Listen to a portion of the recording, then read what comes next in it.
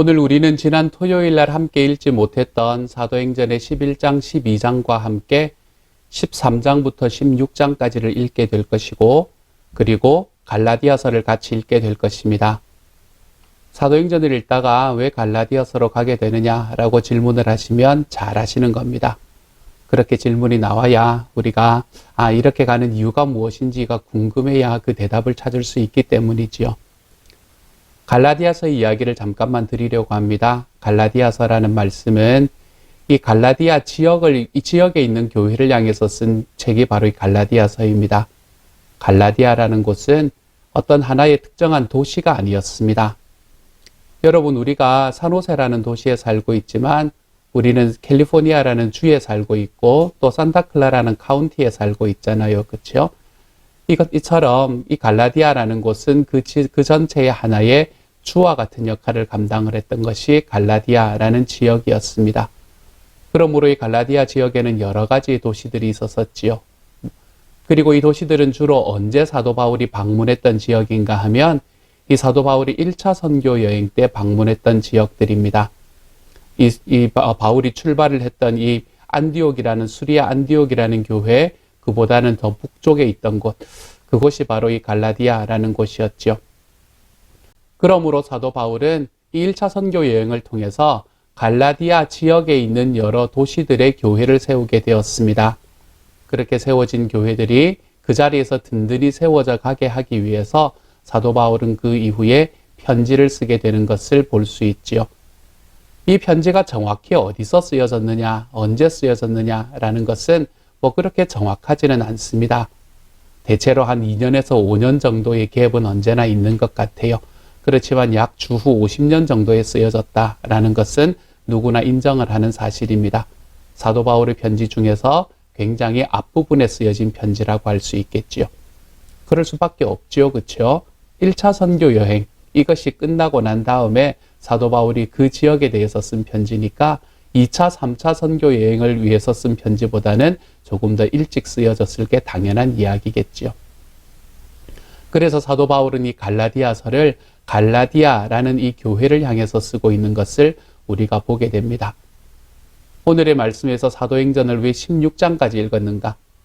이 15장의 말씀을 보면 사도 바울이 1차 선교 여행을 끝이 나고 난 다음에 그가 이 예루살렘에서 열렸던 공의회에 참석한 이야기가 나타납니다. 예루살렘 공의회에 참석하는 이야기가 15장에서 나타나는데 이 예루살렘 공의회에 참석해서 일어났던 일들에 대한 또 다른 편린들이 어디에서 나타나나 하면 갈라디아서 말씀에서 나타납니다. 갈라디아서 2장의 말씀을 바라보면 이 사도 바울이 예루살렘으로 갔다가 야고보와 그리고 베드로를 만났던 이야기를 우리에게 이야기해 주고 있거든요. 그런 이야기들을 통해서 아마도 1차 선교 여행을 끝나고 난 다음에 사도 바울이 2차 선교 여행을 준비하면서 예루살렘으로 가게 되었고 그곳에 있는 공의회에 참석하게 되었고 그리고 그 스토리가 사도행전 15장의 말씀과 함께 갈라디아서의 말씀에도 등장을 하게 되는 것 같습니다. 그래서 우리가 이 두 가지의 말씀을 함께 보게 되는 거예요. 이 갈라디아 지역을 선교했던 사도 바울이 어떤 식으로 선교를 했는가, 그리고 그 선교한 모습을 바라보고 난 다음에 그 지역에 있는 교회들의 편지를 쓸 때에 사도 바울은 어떤 내용의 편지를 썼는가, 우리가 이것을 함께 보게 되는 셈이 됩니다. 그래서 오늘은 사도행전 12장부터 13장부터 16장까지, 이제 지난주 토요일 날 못 읽었던 11장, 12장은 함께 읽고요. 이 부분을 읽고 난 다음에 갈라디아서를 같이 읽게 되는 것이지요. 그러면 갈라디아서 전체의 주제는 뭘까요? 갈라디아서는 사도 바울이 왜 썼을까요? 사도 바울이 갈라디아서를 쓸 때에 그때의 가장 핵심적인 문제는 그때 당시에 유대인 그리스도인들이 이방인 그리스도인들에게 야, 너희도 예수를 믿은 것은 너무나 잘된 일이다. 그런데 예수를 믿고 그리스도인이 되려면 우리처럼 유대인도 되어야 돼 라고 이야기하는 것이 가장 큰 문제거리였습니다. 우리처럼 유대인들이 되어라 라는 이야기는 뭔가 하면 예수님께서 가르쳐 주셨던 말씀을 지켜야 될 뿐만 아니라 모세의 말씀도 지켜야 된다 라고 이야기했었지요. 특별히 뭐에 관한 이야기가 많았나 하면 할례와 음식법에 관한 문제가 많았습니다. 유대인들은 가리는 음식이 많았거든요. 입이 짧았나요? 가리는 음식이 많았거든요. 못 먹는 음식들이 너무 많았습니다. 그런 음식들을 다 먹으면 안 되고, 그리고 너희가 그리스도인이 되었냐? 그러면 할례를 받아야 된다. 이런 이야기를 하게 되는 거예요. 이런 이야기에 사도 바울은 마음이 굉장히 많이 힘들었던 것 같습니다. 자기가 가르치고 정말 이 하나님의 복음이 어떤 것이고 예수님께서 이 땅에 복음으로 오셨다는 말이 어떤 것이고 그것을 믿음으로 받는다는 게 무엇이라는 것을 실컷 가르쳐 놨더니 이제는 유대인이 되어라 라는 이 이야기에 빠져들어가고 있는 사람들을 보면서 마음이 참 많이 힘들었던 것 같아요. 그래서 갈라디아서는 뭐를 이야기하나 하면 우리 주님께서 우리를 구원하시는 데 있어서 이 율법이라는 것은 중요하지 않다. 이제는 우리가 율법을 넘어서 예수 그리스도를 믿는 이 믿음으로 예수 그리스도께서 우리에게 전해주신 이 복음으로 인해서 이제 구원을 얻는 것이다. 이것을 정말 강력하게 이야기하는 것이 갈라디아서의 말씀이에요. 그래서 갈라디아서에서 굉장히 중요한 단어는 뭔가 하면 자유라는 단어입니다. 우리는 이제 자유롭게 되었다는 겁니다. 자유라는 말은 무엇에서부터 자유롭게 되었느냐라는 게 중요하잖아요. 무엇에서부터 자유롭게 되었나 하면 이제는 우리가 예전에 우리를 얽매고 있던 율법으로부터 자유롭게 되었다는 거예요. 이 율법으로부터 자유롭게 되었기 때문에 더 이상은 유대인 그리스도인들이 혹시라도 너희에게 이야기할지 모르는 그 율법을 지켜야 된다라는 이야기에 귀를 기울이지 말라. 이것을 계속해서 강조하고 있는 것이지요. 그래서 주님께서 우리에게 자유를 주셨으니 이제는 그 자유로 우리의 육체의 욕심을 이루려는데 사용하지 말자라는 이런 이야기들이 계속해서 강조되고 있는 겁니다. 그런데 갈라디아서가 우리에게 이야기하는 가장 마지막에는 또 한 가지 중요한 이야기가 있습니다. 그것은 무엇인가 하면 우리는 너무나 자유로워졌기 때문에 이제는 우리 마음대로 살아도 되냐?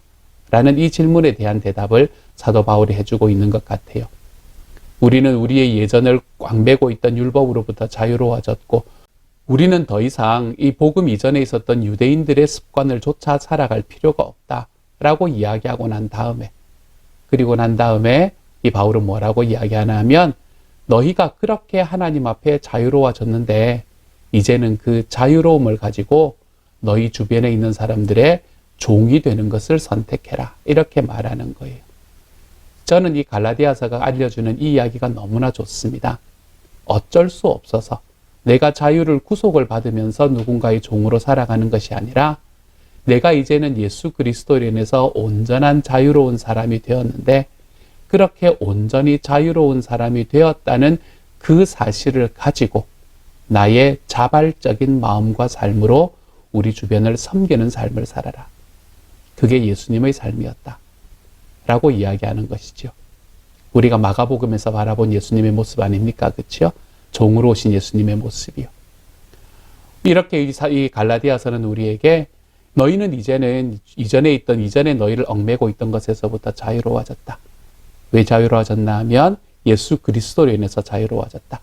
그분이 십자가에 달리시고 그분이 우리를 위해서 죽으시는 이 복음으로 인해서 우리는 이제는 자유로워졌다. 그러므로 이제는 엉뚱한 것에 얽매이지 말고 그 자유로움을 가지고 너희 주변에 함께 있는 사람들을 섬기는 자리로 나아가라.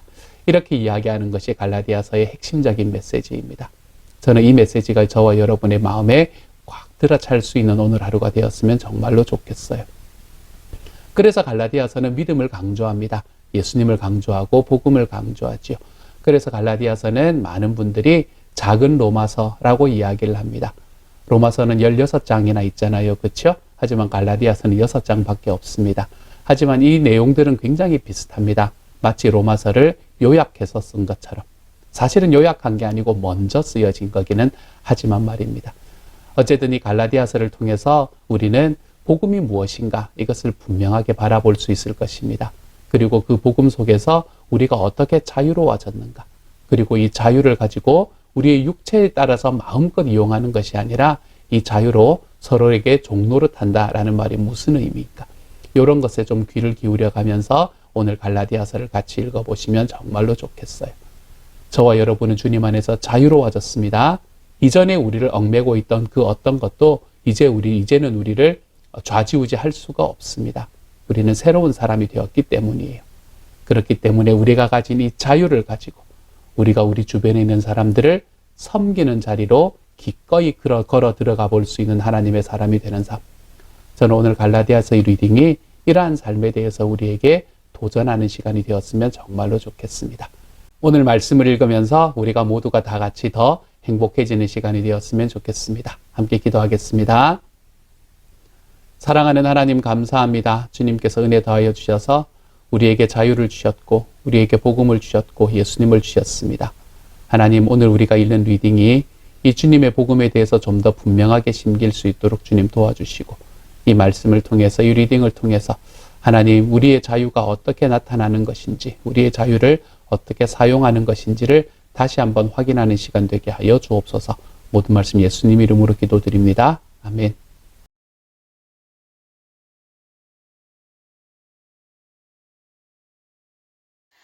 사도행전 11장. 사도들과 유대에 있는 신도들이 이방 사람들도 하나님의 말씀을 받아들였다는 소식을 들었다. 그래서 베드로가 예루살렘에 올라왔을 때에 할례를 받은 사람들이 당신은 할례를 받지 않은 사람들의 집에 들어가서 그들과 함께 음식을 먹은 사람이요 하고 그를 나무랐다. 이에 베드로가 그 사이에 일어난 일을 차례대로 그들에게 설명하였다. 내가 요바성에서 기도를 하고 있었습니다. 그때에 나는 황홀경 가운데서 환상을 보았는데 큰 보자기와 같은 그릇이 내 귀퉁이가 끈에 매달려서 하늘에서 드리워져 내려서 내 앞에까지 왔습니다. 그 안을 자세히 들여다보니 땅 위에 네 발 짐승들과 들짐승들과 기어다니는 것들과 공중의 새들이 있었습니다. 그리고 베드로야 일어나서 잡아먹어라 하는 음성이 내게 들려왔습니다. 그래서 나는 주님 절대로 그럴 수 없습니다. 나는 속된 것이나 정결하지 않은 것을 먹은 일이 없습니다 하고 말하였습니다. 그랬더니 하나님께서 깨끗하게 하신 것을 속되다고 하지 말아라 하는 음성이 두 번째로 하늘에서 들려왔습니다. 이런 일이 3번 일어났습니다. 그리고서 모든 것은 다시 하늘로 들려 올라갔습니다. 바로 그때 사람들 셋이 우리가 묵고 있는 집에 도착하였는데 그들은 가이사랴에서 내게 보낸 사람들이었습니다. 성령이 내게 의심하지 말고 그들과 함께 가라고 하셨습니다. 그래서 이 6 형제도 나와 함께 가서 우리는 그 사람의 집으로 들어갔습니다. 그 사람들은 자기가 천사를 본 이야기를 우리에게 해주었습니다. 곧 천사가 그의 집에 와서 서더니 그에게 말하기를 요바로 사람을 보내어 베드로라고도 하는 시몬을 불러오너라. 그가 내게 너와 내 온 집안이 구원을 받을 사람을 일러줄 것이다 하더라는 것입니다. 내가 말을 하기 시작하니 성령이 처음에 우리에게 내리시던 것과 같이 그들에게도 내리셨습니다. 그때에 나는 요한은 물로 세례를 주었지만 너희는 성령으로 세례를 받을 것이다 하신 주님의 말씀이 생각났습니다. 그러므로 하나님께서는 우리가 주 예수 그리스도를 믿을 때에 우리에게 주신 것과 같은 선물을 그들에게 주셨는데 내가 누구이기에 감히 하나님을 거역할 수 있겠습니까? 이 말을 듣고 그들은 잠잠하였다. 그들은 하나님께 영광을 돌리고 이제 하나님께서는 이방 사람들에게도 회개하여 생명에 이르는 길을 열어주셨다 하고 말하였다. 스데반에게 가해진 박해 때문에 흩어진 사람들이 페니키아와 키프로스와 안디오까지 가서 유대 사람들에게만 말씀을 전하였다. 그런데 그들 가운데는 키프로스 사람과 구레네 사람 몇이 있었는데 그들은 안디옥에 이르러서 그리스 사람에게도 말을 하여 주 예수를 전하였다.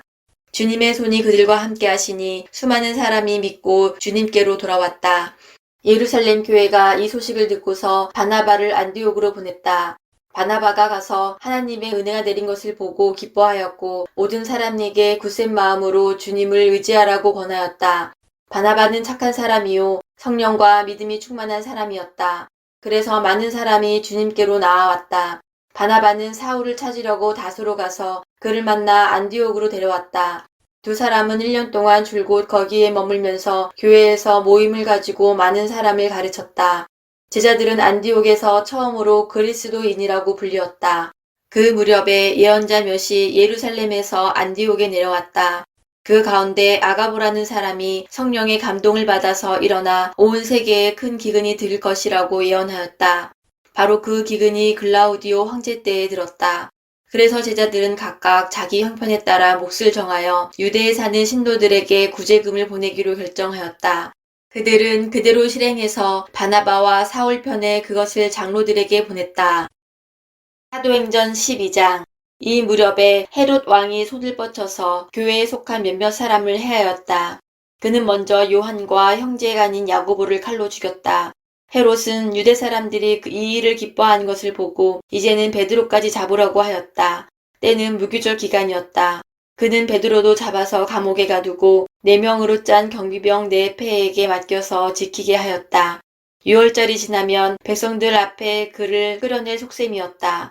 이렇게 되어서 베드로가 감옥에 갇히고 교회는 그를 위하여 하나님께 간절히 기도하였다. 헤롯이 베드로를 백성들 앞에 끌어내기로 한 그 전날 밤이었다. 베드로는 두 쇠사슬에 묶여 군인 2사람 틈에서 잠들어 있었고 문 앞에는 파수꾼들이 감옥을 지키고 있었다. 그런데 갑자기 주님의 천사가 나타나고 감방의 빛이 환히 비치었다. 천사가 베드로의 옆구리를 쳐서 깨우고 말하기를 빨리 일어서라 하였다. 그러자 쇠사슬이 그의 2 손에서 풀렸다. 천사가 베드로에게 띠를 띠고 신을 신어라 하고 말하니 베드로가 그대로 하였다. 또 천사가 그에게 겉옷을 두르고 나를 따라오너라 하니 베드로가 감방에서 나와서 천사를 따라갔다. 베드로는 천사가 하는 일이 참인 줄 모르고 자기가 환상을 보고 있는 것이라고 생각하였다. 그들이 첫째 초소와 둘째 초소를 지나서 시내로 통하는 철문에 이르니 문이 저절로 열렸다. 그래서 그들은 바깥으로 나와서 거리를 하나 지났다. 그때 갑자기 천사가 떠나갔다. 그때에야 베드로가 정신이 나서 말하였다. 이제야 참으로 알겠다. 주님께서 주님의 천사를 보내셔서 헤롯의 손에서 그리고 유대 사람 입군인 모든 음모에서 나를 건져주셨다. 이런 사실을 깨닫고서 베드로는 마가라고도 하는 요한의 어머니 마리아의 집으로 갔다. 거기에는 많은 사람이 모여서 기도하고 있었다. 베드로가 대문을 두드리니 로데라는 어린 여종이 맞으러 나왔다. 그 여종은 베드로의 목소리를 알아듣고 너무 기뻐서 문을 열지도 않고 도로 달려들어가서 대문 앞에 베드로가 서 있다고 알렸다. 사람들이 여종에게 내가 미쳤구나 하고 말하자 여종은 참말이라고 우겼다. 그러자 그들은 베드로의 천사일 거야 하고 말하였다. 그동안에 베드로가 줄곧 문을 두드리니 사람들이 문을 열어서 베드로를 보고 깜짝 놀랐다. 베드로는 손을 흔들어서 그들을 조용하게 하고 주님께서 자기를 감옥에서 인도하여 내신 일을 이야기하였다. 그리고 그는 이 일을 야고보와 다른 신도들에게 알리시오 하고 말하고는 거기에서 떠나 다른 곳으로 갔다. 날이 새니 군인들이 사이에서는 베드로가 없어진 일로 작지 않은 소동이 일어났다. 헤롯은 샅샅이 찾아보았으나 베드로를 찾지 못하고 경비병들을 문초한 뒤에 명령을 내려서 그들을 사형에 처하였다. 그런 다음에 헤롯은 유대를 떠나 가이사랴로 내려가서 거기에서 한동안 지냈다. 그런데 두로와 시돈 사람들은 헤롯에게 몹시 노여움을 사고 있었다. 그래서 그들은 뜻을 모아서 왕을 찾아갔다. 그들은 왕의 침실 시종 블라스도를 설득하여 그를 통해서 헤롯에게 화평을 청하였다. 그들의 지방이 왕의 영토에서 식량을 공급받고 있었으므로 이렇게 할 수밖에 없었다.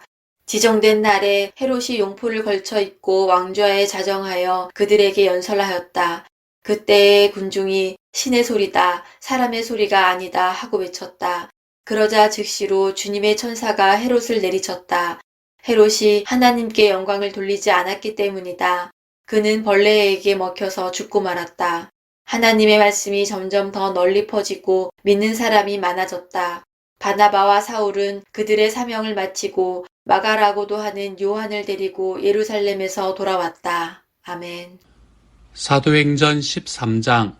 안디옥 교회에 예언자들과 교사들이 있었는데 그들은 바나바와 니게르라고 하는 시므온과 구레네 사람 루기오와 분봉왕 헤롯과 더불어 어릴 때부터 함께 자란 마나엔과 사울이다. 그들이 주님께 예배하며 금식하고 있을 때에 성령이 그들에게 말씀하셨다. 너희는 나를 위해서 바나바와 사울을 따로 세워라. 내가 그들에게 맡기려 하는 일이 있다. 그래서 그들은 금식하고 기도한 뒤에 2사람에게 안수를 하여 떠나보냈다. 바나바와 사울은 성령이 가라고 보내심으로 실루기아로 내려가서 거기에서 배를 타고 키프로스로 건너갔다. 그들은 살라미에 이르러서 유대 사람의 여러 회당에서 하나님의 말씀을 전하였다. 그들은 요한도 또한 조수로 데리고 있었다. 그들은 온 섬을 가로질러 바보에 이르렀다. 거기서 그들은 어떤 마술사를 만났는데 그는 거짓 예언자였으며 바예수라고 하는 유대인이었다. 그는 총독 서기오 바울을 늘 곁에서 모시는 사람이었다. 이 총독은 총명한 사람이어서 바나바와 사울을 청해서 하나님의 말씀을 듣고자 하였다. 그런데 이름을 엘루마라고 번역해서 부르기도 하는 그 마술사가 그들을 방해하여 총독으로 하여금 믿지 못하게 하려고 애를 썼다. 그래서 바울이라고도 하는 사울이 성령으로 충만하여 마술사를 노려보고 말하였다. 너 속임수와 악행으로 가득 찬 악마의 자식아, 모든 정의의 원수야. 너는 주님의 바른 길을 굽게 하는 짓을 그치지 못하겠느냐. 보아라, 이제 주님의 손이 너를 내리칠 것이니 눈이 멀어서 얼마 동안 햇빛을 보지 못할 것이다. 그러자 곧 안개와 어둠이 그를 내리덮어서 그는 앞을 더듬으면서 손을 잡아 자기를 이끌어줄 사람을 찾았다. 총독은 그 일어난 일을 보고 주님을 믿게 되었고 주님의 교훈에 깊은 감명을 받았다. 바울과 그 일행은 바보에서 배를 타고 밤빌리아에 있는 버가로 건너갔다. 그런데 요한은 그들과 헤어져서 예루살렘으로 돌아갔다. 그들은 버가에서 더 나아가 비시디아의 안디옥에 이르러서 안식일에 회당에 들어가 앉았다. 율법서와 예언자의 글을 낭독한 뒤에 회당장들이 바울과 바나바에게 사람을 보내어 형제들이여 이 사람들에게 권면할 말씀이 있으면 해주시오 하고 청하였다. 그래서 바울은 일어나서 손을 흔들고 말하였다. 이스라엘 동포 여러분, 그리고 하나님을 두려워하는 사람들이여, 내 말을 들으십시오. 이 백성 이스라엘의 하나님께서 우리 조상들을 택하셨습니다. 이 백성이 이집트 땅에서 나그네 생활을 하는 동안에 이 백성을 높여주시고 권능의 팔로 그들을 거기에서 인도하여 내셨습니다. 광야에서는 40년 동안 그들에 대하여 참아주시고 가나안 땅의 7 족속을 멸하셔서 그 땅을 그들에게 유업으로 주시고 약 450년 동안 차지하게 하셨습니다. 그 뒤에 예언자 사무엘 시대에 이르기까지는 사사들을 보내주시고 그 뒤에 그들이 왕을 요구하기에 하나님께서는 베냐민 지파 사람 기스의 아들 사울을 그들에게 왕으로 주셔서 40년 동안 그를 왕으로 섬기게 하셨습니다. 그 다음에 하나님께서는 사울을 물리치시고서 다윗을 그들의 왕으로 세우시고 증언하여 말씀하시기를 내가 이새의 아들 다윗을 찾아냈으니 그는 내 마음에 드는 사람이다. 그가 내 뜻을 다 행할 것이다 하셨습니다. 하나님은 약속하신 대로 다윗의 후손 가운데서 구주를 세워 이스라엘에게 보내셨으니 그가 곧 예수입니다. 그가 오시기 전에 요한이 먼저 회개의 세례를 모든 이스라엘 백성에게 선포하였습니다. 요한이 자기의 달려갈 길을 거의 다 갔을 때에 말하기를 여러분은 나를 누구로 생각하십니까? 나는 그리스도가 아닙니다. 그는 내 뒤에 오실 터인데 나는 그의 신발끈을 풀어드릴 자격도 없는 사람입니다 하였습니다. 아브라함의 자손인 동포 여러분, 그리고 여러분 가운데서 하나님을 두려워하는 사람들이여, 하나님께서 이 구원의 말씀을 우리에게 보내셨습니다. 그런데 예루살렘에 사는 사람들과 그들의 지도자들이 이 예수를 알지 못하고 안식일마다 읽는 예언자들의 말도 깨닫지 못해서 그를 정죄함으로써 예언자들의 말을 그대로 이루었습니다. 그들은 예수를 죽일 만한 아무런 까닭도 찾지 못하였지만 빌라도에게 강요하여 예수를 죽이게 하였습니다. 이와 같이 그를 가리켜 기록한 것을 다 행한 뒤에 그들은 예수의 시체를 나무에서 내려다가 무덤에 두었습니다. 그러나 하나님께서 예수를 죽은 사람 가운데서 살리셨습니다. 그래서 예수는 자기와 함께 갈릴리에서 예루살렘으로 올라간 사람들에게 여러 날 동안 나타나 보이셨습니다. 이 사람들은 지금 백성에게 예수의 증인입니다. 우리는 하나님께서 조상들에게 하신 그 약속을 여러분에게 기쁜 소식으로 전합니다. 하나님께서 예수를 일으키셔서 조상들의 후손인 우리에게 그 약속을 이루어 주셨습니다. 시편 2째 편에 기록한 바 너는 내 아들이다. 오늘 내가 너를 낳았다 한 것과 같습니다. 하나님께서 그를 죽은 사람들 가운데서 살리시고 다시는 썩지 않게 하셨는데 이렇게 미리 말씀하셨습니다. 다윗에게 약속한 거룩하고 확실한 복을 내가 너희에게 주겠다. 그러므로 다른 시편에서는 또 이렇게 말씀하셨습니다. 주님께서는 주님의 거룩한 분이 썩지 않게 하실 것이다. 다윗은 사는 동안 하나님의 뜻을 받들어 섬기고 잠들어서 조상들 곁에 묻혀 썩고 말았습니다. 그러나 하나님께서 살리신 분은 썩지 않으셨습니다. 그러므로 동포 여러분, 바로 이 예수로 말미암아 여러분에게 죄 용서가 선포된다는 것을 알아야 합니다. 여러분이 모세의 율법으로는 의롭게 될 수 없었던 그 모든 일에서 풀려납니다. 믿는 사람은 누구나 다 예수 안에서 의롭게 됩니다. 그러므로 예언서에서 말한 일이 여러분에게 일어나지 않도록 조심하십시오. 이렇게 말하였습니다. 보아라, 너희 비웃는 자들아, 놀라고 망하여라. 내가 너희 시대에 한 가지 일을 할 터인데 그 일을 누가 너희에게 말하여 줄지라도 너희는 도무지 믿지 않을 것이다. 그들이 회당에서 나올 때에 사람들은 다음 안식일에도 이러한 말씀을 해달라고 청하였다. 회중이 흩어진 뒤에도 유대 사람들과 경건한 개종자들이 바울과 바나바를 많이 따랐다. 바울과 바나바는 그들에게 말을 걸면서 늘 하나님의 은혜에 머물러 있으라고 권하였다. 그 다음 안식일에는 온 동네 사람이 거의 다 하나님의 말씀을 들으려고 모여들었다. 유대 사람들이 그 무리를 보고 시기심으로 가득 차서 바울과 바나바가 한 말을 반박하고 비방하였다. 그러나 바울과 바나바는 담대하게 말하였다.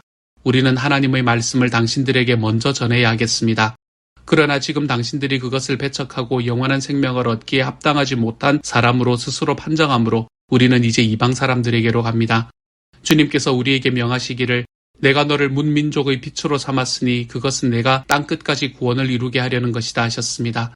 이방 사람들은 이 말을 듣고 기뻐하며 주님의 말씀을 찬양하였고 영원한 생명을 얻도록 정하신 사람들은 모두 믿게 되었다. 이렇게 해서 주님의 말씀이 그 온 지방에 퍼져나갔다. 그러나 유대 사람들은 경건한 귀부인들과 그 성의 지도층 인사들을 선동해서 바울과 바나바를 박해하게 하였고 그들을 그 지방에서 내쫓았다.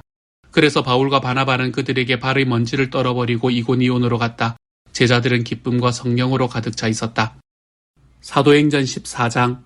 바울과 바나바는 이고니온에서도 이전과 마찬가지로 유대 사람의 회당에 들어가서 말하였다. 그래서 유대 사람과 그리스 사람이 많이 믿게 되었다. 그러나 마음을 돌이키지 않은 유대 사람들이 이방 사람들을 선동해서 믿는 형제들에게 나쁜 감정을 품게 하였다. 두 사도는 오랫동안 거기에 머물면서 주님을 의지하여 담대하게 말하였다. 주님께서는 그들의 손으로 표징과 놀라운 일을 행하게 하셔서 그들이 전하는 은혜의 말씀을 확증하여 주셨다.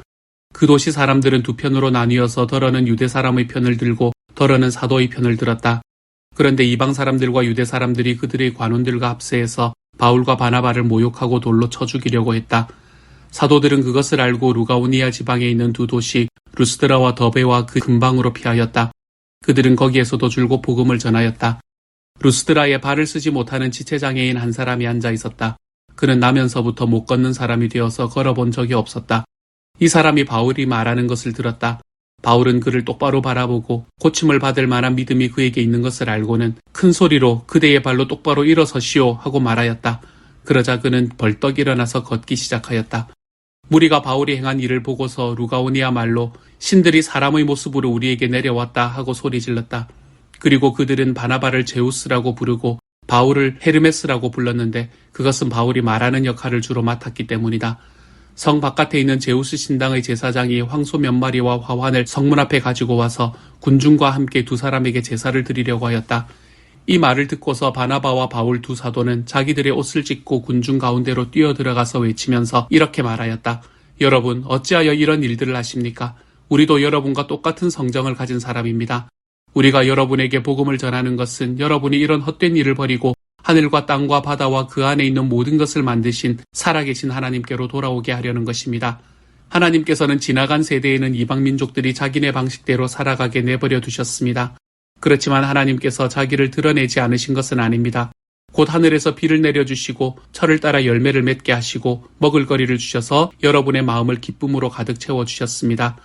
두 사도는 이렇게 말하면서 군중이 자기들에게 제사하지 못하게 겨우 말렸다.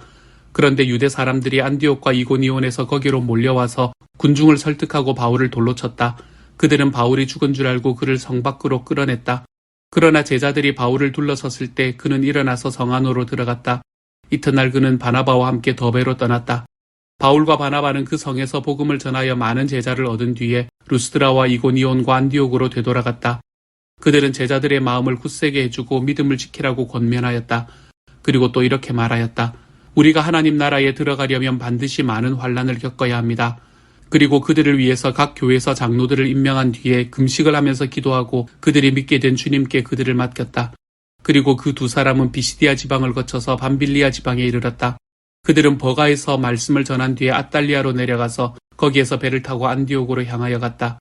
이 안디옥은 그들이 선교 활동을 하려고 하나님의 은혜에 몸을 내맡기고 나선 곳이다. 이제 그들은 그 일을 다 이루었다. 그곳에 이르러서 그들은 교회 회중을 불러 모으고서 하나님께서 자기들과 함께 행하신 모든 일과 하나님께서 이방 사람들에게 믿음의 문을 열어주신 것을 보고하였다. 그들은 제자들과 함께 오랫동안 지냈다. 사도행전 15장. 몇몇 사람이 유대에서 내려와서 이렇게 신도들을 가르쳤다. 여러분이 모세의 관례대로 할례를 받지 않으면 구원을 얻을 수 없습니다. 그래서 바울과 바나바 두 사람과 그들 사이에 적지 않은 충돌과 논쟁이 벌어졌다. 드디어 안디옥 교회는 이 문제로 바울과 바나바와 신도들 가운데 몇 사람을 예루살렘으로 올라가게 해서 사도들과 장로들을 찾아보게 하였다. 그들은 교회의 전송을 받고 떠나서 페니키아와 사마리아를 거쳐가면서 이방 사람들이 회개한 일을 이야기하였다. 그리하여 그들은 그곳의 모든 신도들을 매우 기쁘게 하였다. 예루살렘에 이르러서 그들은 교회와 사도들과 장로들에게 환영을 받고 하나님께서 그들과 함께 행하신 일들을 모두 보고하였다. 그런데 바리새파에 속하였다가 신도가 된 사람 몇이 일어나서 이방 사람들에게도 할례를 행하고 모세의 율법을 지키도록 명하여야 합니다 하고 말하였다. 사도들과 장로들이 이 문제를 다루려고 모였다. 많은 논쟁을 한 뒤에 베드로가 일어나서 그들에게 말하였다.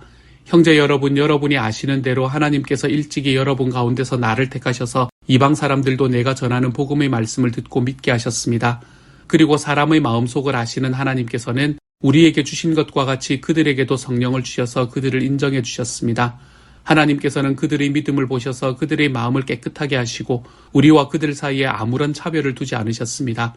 그런데 지금 여러분은 왜 우리 조상들이나 우리가 다 감당할 수 없던 멍에를 제자들의 목에 메워서 하나님을 시험하는 것입니까? 우리가 주 예수의 은혜로 구원을 얻고 그들도 꼭 마찬가지로 주 예수의 은혜로 구원을 얻는다고 우리는 믿습니다. 그러자 온 회중은 조용해졌다. 그리고 그들은 바나바와 바울이 하나님께서 자기들을 통하여 이방 사람들 가운데 행하신 온갖 표징과 놀라운 일을 보고하는 것을 들었다. 바나바와 바울이 말을 마친 뒤에 야고보가 대답하였다. 형제 여러분, 내 말을 들어보십시오. 하나님께서 이방 사람들을 돌아보셔서 그들 가운데서 자기 이름을 위하여 처음으로 한 백성을 택하신 경위를 시므온이 이야기하였습니다. 예언자들의 말도 이것과 일치합니다. 예언서에 이렇게 기록되어 있습니다. 이 뒤에 내가 다시 돌아와서 무너진 다윗의 집을 다시 짓겠으니 허물어진 곳을 다시 고치고 그 집을 바로 세우겠다. 그래서 남은 사람이 나 주를 찾고 내 백성이라는 이름을 받은 모든 이방 사람이 나 주를 찾게 하겠다. 이것은 주님의 말씀이니 주님은 옛부터 이 모든 일을 알게 해주시는 분이시다. 그러므로 내 판단으로는 하나님께로 돌아오는 이방 사람들을 괴롭히지 말고 다만 그들에게 편지를 보내서 우상에게 바친 더러운 음식과 음행과 목매어 죽인 것과 피를 멀리하라고 하는 것이 좋겠습니다. 예로부터 어느 도시에나 모세를 전하는 사람이 있어서 안식일마다 회당에서 그의 글을 읽고 있습니다. 그래서 사도들과 장로들과 온 교회가 대표들을 뽑아서 바울과 바나바와 함께 안디옥으로 보내기로 결정하였다. 그래서 대표로 뽑힌 사람은 신도들 가운데서 지도자인 바사바라고 하는 유다와 실라였다. 그들은 이 사람들 편에 아래와 같은 내용의 편지를 써보냈다. 형제들인 우리 사도들과 장로들은 안디옥과 시리아와 길리기아의 이방 사람 교우 여러분에게 문안합니다. 그런데 우리 가운데 몇몇 사람이 여러분에게로 가서 우리가 시키지 않은 여러 가지 말로 여러분을 혼란에 빠뜨리고 여러분의 마음을 어지럽게 하였다는 소식을 들었습니다. 그래서 우리는 몇 사람을 뽑아서 사랑하는 바나바와 바울과 함께 여러분에게 보내기로 만장일치로 결정하였습니다. 바나바와 바울은 우리 주 예수 그리스도의 이름을 위해서 자기 목숨을 내놓은 사람들입니다. 또 우리가 유다와 실라를 보내니 그들이 이 일을 직접 말로 전할 것입니다. 성령과 우리는 꼭 필요한 다음 몇 가지 밖에는 더 이상 아무 무거운 짐도 여러분에게 지우지 않기로 하였습니다. 여러분은 우상에게 바친 제물과 피와 목매어 죽인 것과 음행을 멀리하여야 합니다. 여러분이 이런 것을 삼가면 여러분은 잘 행한다고 하겠습니다. 안녕히 계십시오. 그들은 전송을 받고 안디옥에 내려가서 회중을 다 모아놓고 그 편지를 전하여 주었다. 회중은 편지를 읽고 그 권면을 기쁘게 받아들였다. 유다와 실라도 예언자이므로 여러 말로 신도들을 격려하고 굳세게 하여 주었다. 그들은 거기서 얼마 동안 지낸 뒤에 신도들에게서 평안히 가라는 전송을 받고 자기들을 보낸 사람들에게로 돌아갔다. 그러나 바울과 바나바는 안디옥에 머물러 있으면서 다른 여러 사람과 함께 주님의 말씀을 가르치고 전하였다. 며칠 뒤에 바울이 바나바에게 말하였다.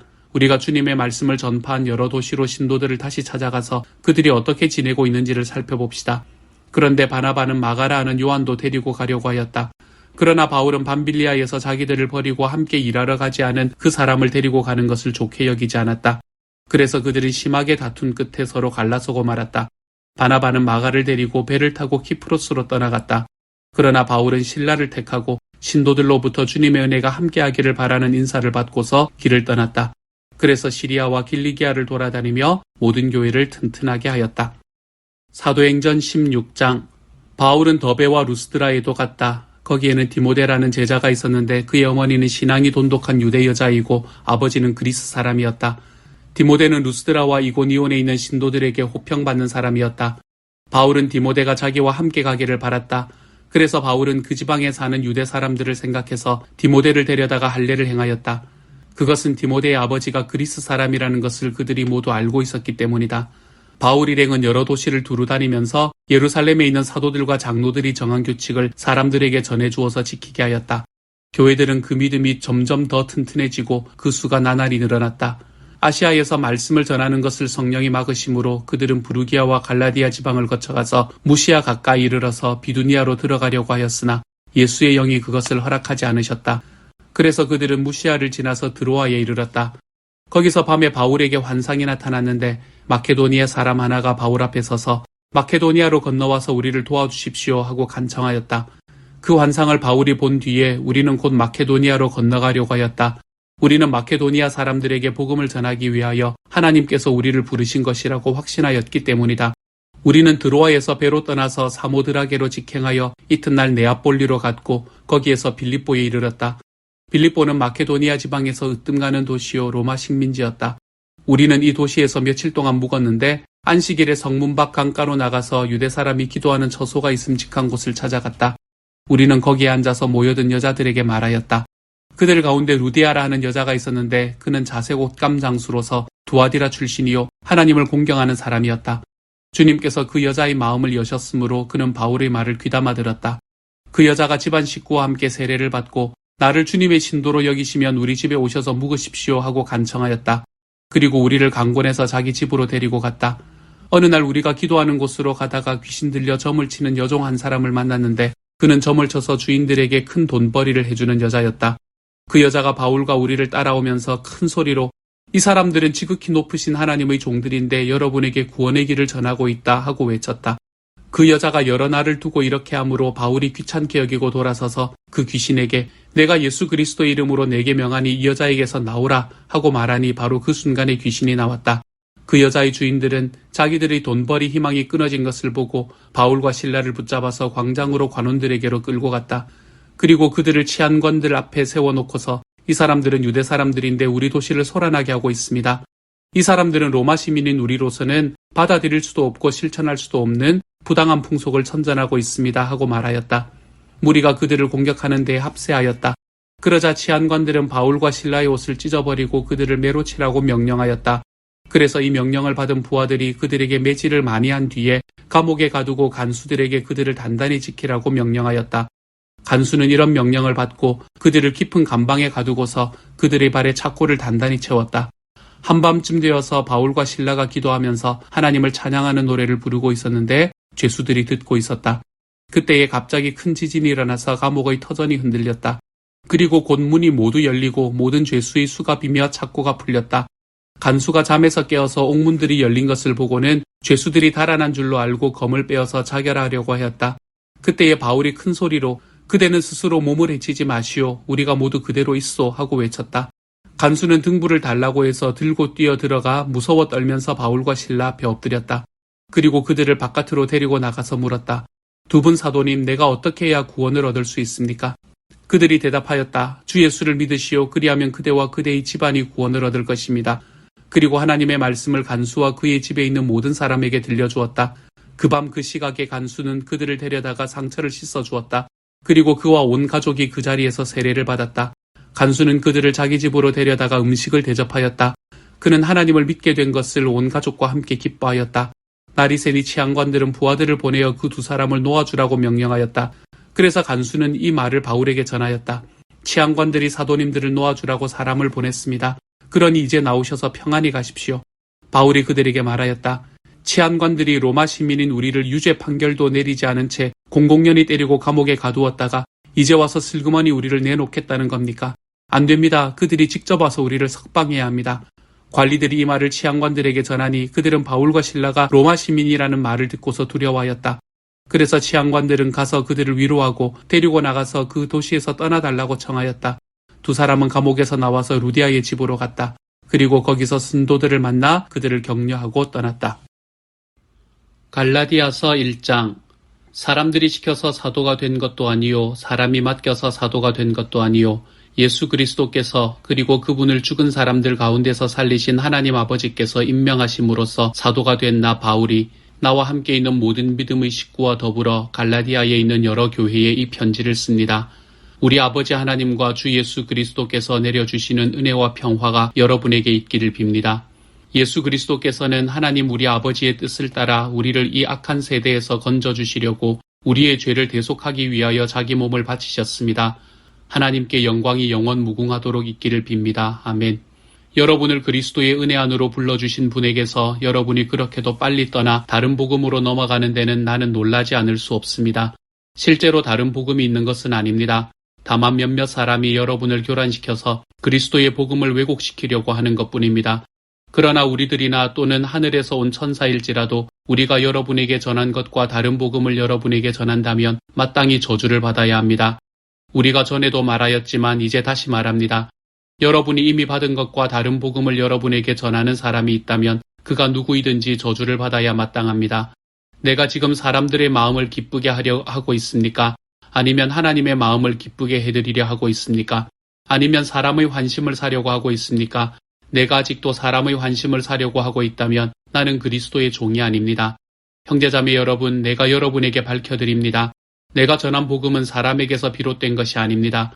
그 복음은 내가 사람에게서 받은 것도 아니요 배운 것도 아니요 예수 그리스도의 나타나심으로 받은 것입니다.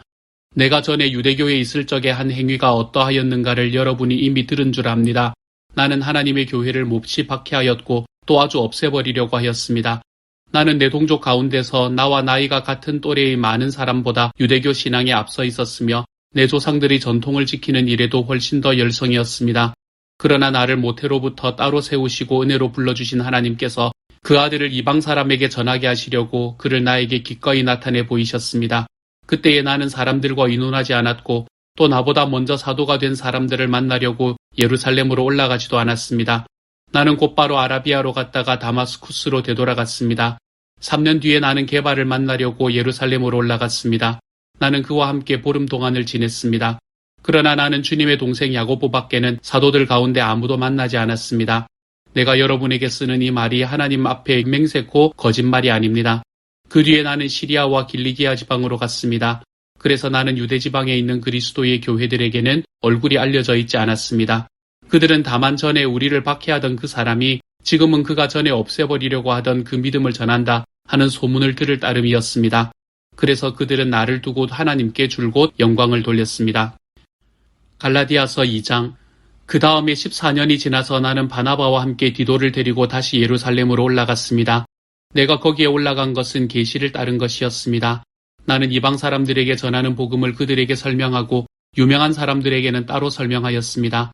그것은 내가 달리고 있는 일이나 지금까지 달린 일이 헛되지 않게 하려고 한 것입니다. 나와 함께 있는 디도는 그리스 사람이지만 할례를 강요받지 않았습니다. 몰래 들어온 거짓 신도들 때문에 할례를 강요받는 일이 있었던 것입니다. 그들은 우리를 노예로 만들고자 하여 그리스도 예수 안에서 누리는 우리의 자유를 엿보려고 몰래 끼어든 자들입니다. 우리는 그들에게 잠시도 굴복하지 않았습니다. 그것은 복음의 진리가 언제나 여러분과 함께 있게 하려고 한 것입니다. 그 유명하다는 사람들로부터 나는 아무런 제한도 받지 않았습니다. 그들은 어떤 사람이든지 나에게는 아무 상관이 없습니다. 하나님께서는 사람을 겉모양으로 판단하지 않으십니다. 그 유명한 사람들은 나에게 아무런 제한을 하지 않았습니다. 도리어 그들은 베드로가 할례받은 사람에게 복음을 전하는 일을 맡은 것과 같이 내가 할례받지 않는 사람들에게 복음을 전하는 일을 맡은 것을 알게 되었습니다.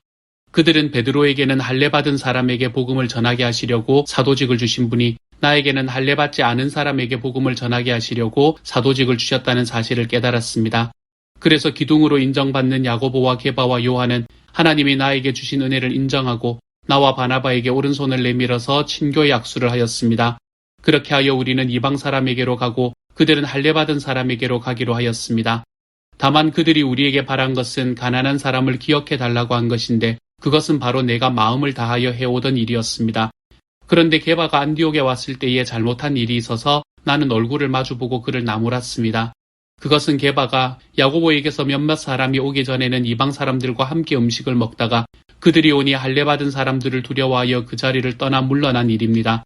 나머지 유대 사람들도 그와 함께 위선을 하였고 마침내는 바나바까지도 그들의 위선에 끌려갔습니다. 나는 그들이 복음의 진리를 따라 똑바로 걷지 않는 것을 보고 모든 사람 앞에서 게바에게 이렇게 말하였습니다. 당신은 유대 사람인데도 유대 사람처럼 살지 않고 이방 사람처럼 살면서 어찌하여 이방 사람들어 유대 사람이 되라고 강요합니까? 우리는 본디 유대 사람이요 이방인 출신의 죄인이 아닙니다. 그러나 사람이 율법을 행하는 행위로 의롭게 된 것이 아니라 예수 그리스도를 믿는 믿음으로 의롭게 되는 것임을 알고 우리도 그리스도 예수를 믿은 것입니다.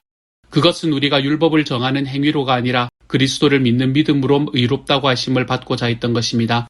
율법을 행하는 행위로는 아무도 의롭게 될 수 없기 때문입니다.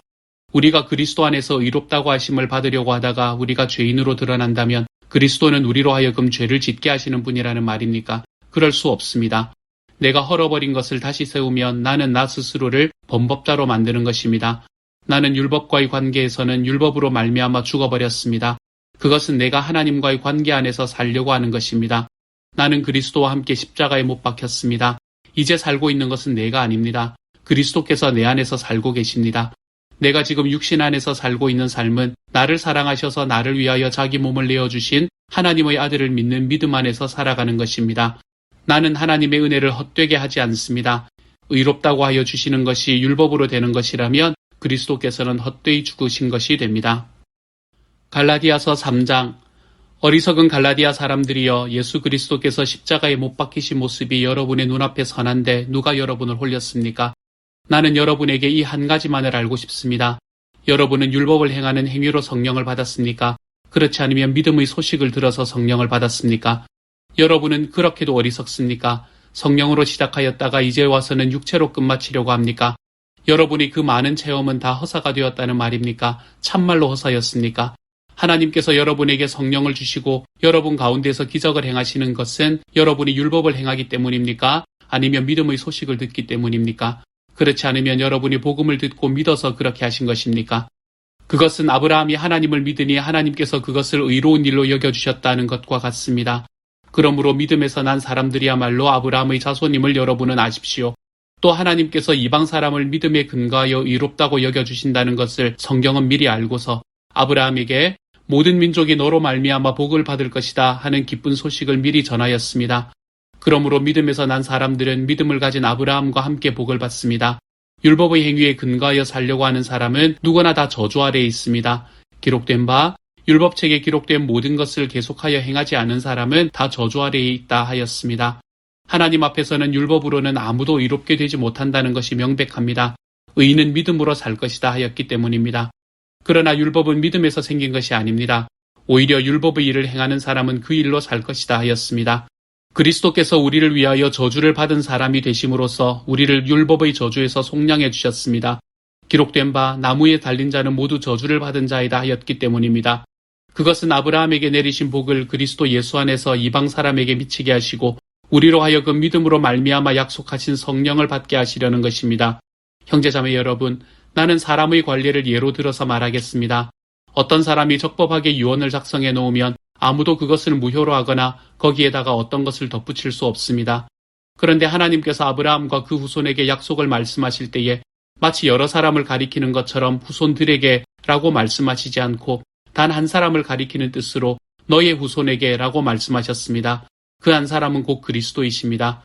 내가 말하려는 것은 이것입니다. 하나님께서 이미 맺으신 언약을 430년 뒤에 생긴 율법이 이를 무효로 하여 그 약속을 폐하지 못합니다.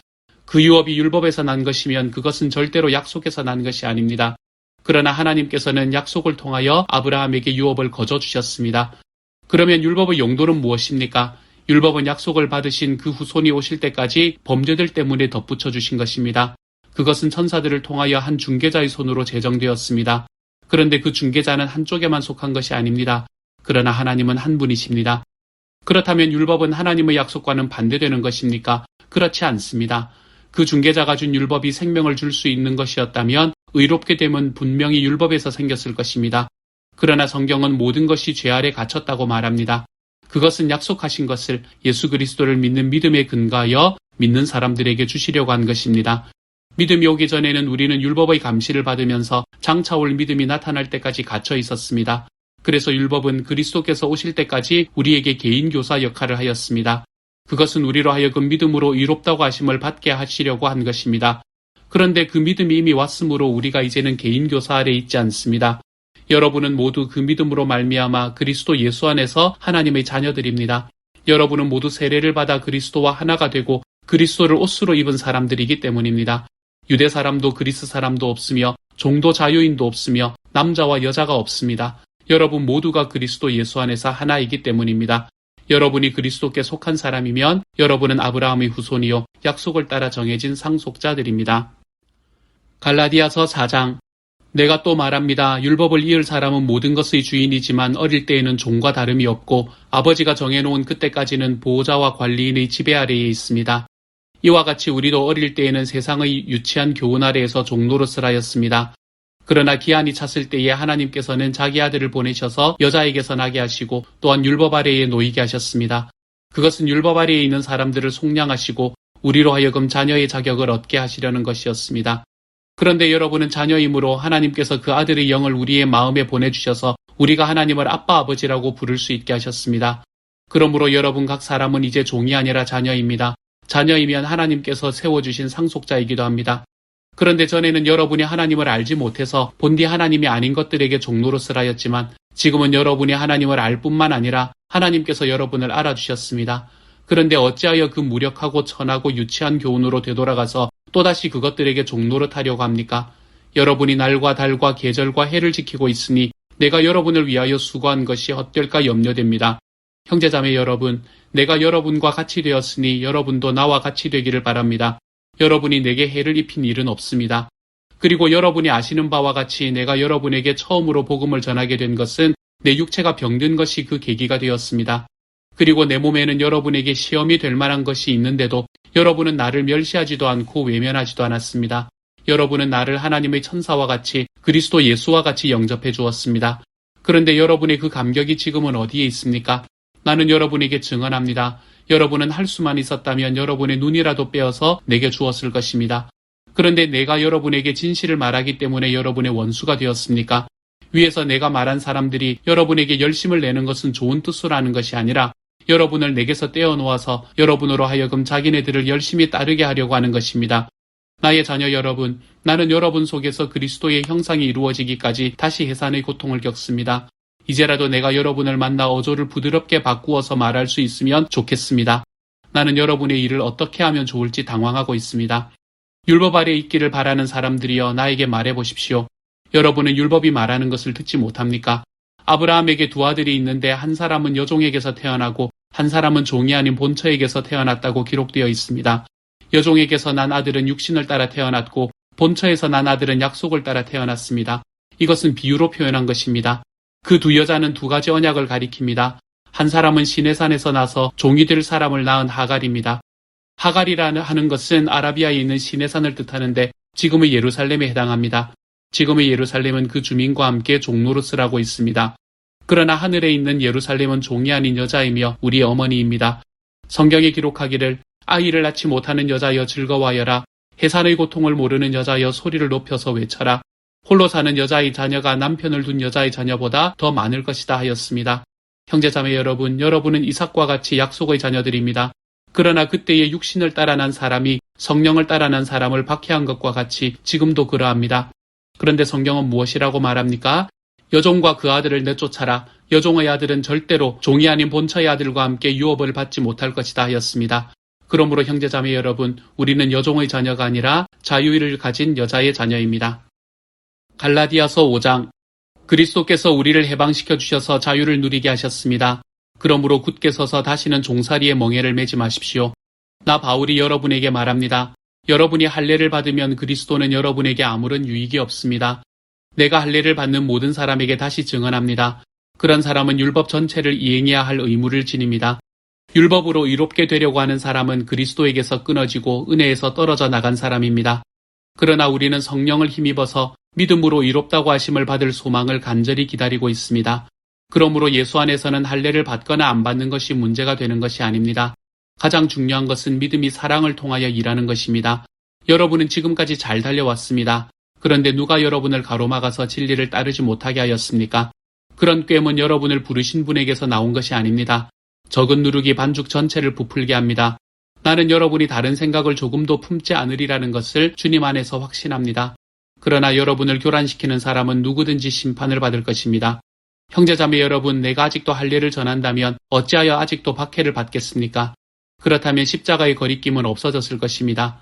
할례를 가지고 여러분을 선동하는 사람들은 차라리 자기의 그 지체를 잘라버리는 것이 좋겠습니다. 형제자매 여러분, 하나님께서는 여러분을 부르셔서 자유를 누리게 하셨습니다. 그러나 여러분은 그 자유를 육체의 욕망을 만족시키는 구실로 삼지 말고 사랑으로 서로 섬기십시오. 모든 율법은 내 이웃을 내 몸과 같이 사랑하여라 하신 한마디 말씀 속에 다 들어 있습니다. 그런데 여러분이 서로 물어뜯고 잡아먹고 하면 피차 멸망하고 말 터이니 조심하십시오. 내가 또 말합니다. 여러분은 성령께서 인도하여 주시는 대로 살아가십시오. 그러면 육체의 욕망을 채우려 하지 않을 것입니다. 육체의 욕망은 성령을 거스리고 성령이 바라시는 것은 육체를 거스릅니다. 이 둘이 서로 적대 관계에 있으므로 여러분은 자기가 원하는 일을 할 수 없게 됩니다. 그런데 여러분이 성령의 인도하심을 따라 살아가면 율법 아래에 있는 것이 아닙니다. 육체의 행실은 환히 드러난 것들입니다. 곧 음행과 더러움과 방탕과 우상숭배와 마술과 원수매듬과 다툼과 시기와 분냄과 분쟁과 분열과 파당과 질투와 술취함과 흥청망청 먹고 마시는 노름과 그와 같은 것들입니다. 내가 전에도 여러분에게 경고하였지만 이제 또다시 경고합니다. 이런 짓을 하는 사람들은 하나님의 나라를 상속받지 못할 것입니다. 그러나 성령의 열매는 사랑과 기쁨과 화평과 인내와 친절과 선함과 신실과 온유와 절제입니다. 이런 것들을 막을 법이 없습니다. 그리스도 예수께 속한 사람은 정욕과 욕망과 함께 자기의 육체를 십자가에 못 박았습니다. 우리가 성령으로 삶을 얻었으니 우리는 성령이 인도해 주심을 따라 살아갑시다. 우리는 잘난 체하거나 서로 노엽게 하거나 질투하거나 하지 않도록 합시다. 갈라디아서 6장. 형제자매 여러분, 어떤 사람이 어떤 죄에 빠진 일이 드러나면 성령의 인도하심을 따라 사는 사람인 여러분은 온유한 마음으로 그런 사람을 바로잡아주고 자기 스스로를 살펴서 유혹에 빠지지 않도록 조심하십시오. 여러분은 서로 남의 짐을 져주십시오. 그렇게 하면 여러분이 그리스도의 법을 성취하실 것입니다. 어떤 사람이 아무것도 아니면서 무엇이 된 것처럼 생각하면 그는 자기를 속이는 것입니다. 각 사람은 자기 일을 살펴보십시오. 그러면 자기에게는 자랑거리가 있더라도 남에게까지 자랑할 것은 없을 것입니다. 사람은 각각 자기 몫의 짐을 져야 합니다. 말씀을 배우는 사람은 가르치는 사람과 모든 좋은 것을 함께 나누어야 합니다. 자기를 속이지 마십시오. 하나님은 조롱을 받으실 분이 아니십니다. 사람은 무엇을 심든지 심은 대로 거둘 것입니다. 자기 육체에다 심는 사람은 육체에서 썩을 것을 거두고 성령에다 심는 사람은 성령에게서 영생을 거둘 것입니다. 선한 일을 하다가 낙심하지 맙시다. 지쳐서 넘어지지 아니하면 때가 이를 때에 거두게 될 것입니다. 그러므로 기회가 있는 동안에 모든 사람에게 선한 일을 합시다. 특히 믿음의 식구들에게는 더욱 그렇게 합시다. 보십시오. 내가 여러분에게 직접 이렇게 큰 글자로 적습니다. 육체의 겉모양을 꾸미기를 좋아하는 사람은 여러분에게 할례를 받으라고 강요합니다. 그것은 그들이 그리스도의 십자가 때문에 받는 박해를 면하고자 하는 것입니다. 할례를 받는 사람들 스스로도 율법을 지키지 않으면서 여러분에게 할례를 받게 하려는 것은 여러분의 육체를 이용하여 자랑하려는 것입니다. 그런데 내게는 우리 주 예수 그리스도의 십자가 밖에는 자랑할 것이 아무것도 없습니다. 그리스도로 말미암아 내 쪽에서 보면 세상이 죽었고 세상 쪽에서 보면 내가 죽었습니다. 할례를 받거나 안 받는 것이 중요한 것이 아니라 새롭게 창조되는 것이 중요합니다. 이 표준을 따라 사는 사람들에게와 하나님의 백성 이스라엘에게 평화와 자비가 있기를 빕니다. 이제부터는 아무도 나를 괴롭히지 마십시오. 나는 내 몸에 예수의 상처 자국을 지니고 다닙니다. 형제자매 여러분, 우리 주 예수 그리스도의 은혜가 여러분의 심령에 있기를 빕니다. 아멘.